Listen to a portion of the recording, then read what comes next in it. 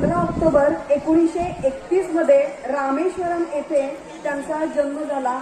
त्यांना एक क्षेपणास्त्र पुरुष म्हणून ओळखलं जातं आणि आपण त्यांना मिसाईल मॅन म्हणून म्हणतो। त्याच पद्धतीनं ते एक भारतीय एरोस्पेस शास्त्रज्ञ आहेत।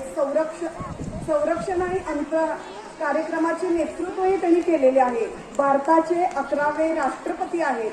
त्यांनी राष्ट्रपती म्हणून 2002 पासून 2007 पर्यंत या काळात त्यांनी काम केलेलं आहे। भारताचे एक क्षेपणास्त्र पुरुष, मगाशीच मी सांगितलं आपण त्यांना मिसाईल मॅन म्हणून ओळखतो। त्याच पद्धतीनं त्यांची संस्था बघा, संरक्षण संशोधन आणि विकास संस्था आणि भारतीय अंतराळ संशोधन संस्था येथेच त्यांनी बऱ्याच काळ त्यांनी काम केलेलं आहे। तसंच भारताचे पहिले हॉवरक्राफ्ट बनवण्यात त्यांनी खूप मोठी मोलाचा त्यांचा वाटा आहे। त्यानंतर त्यांनी अनेक प्रशासकीय प्रमुख पदे सुद्धा भूषवलेली आहेत।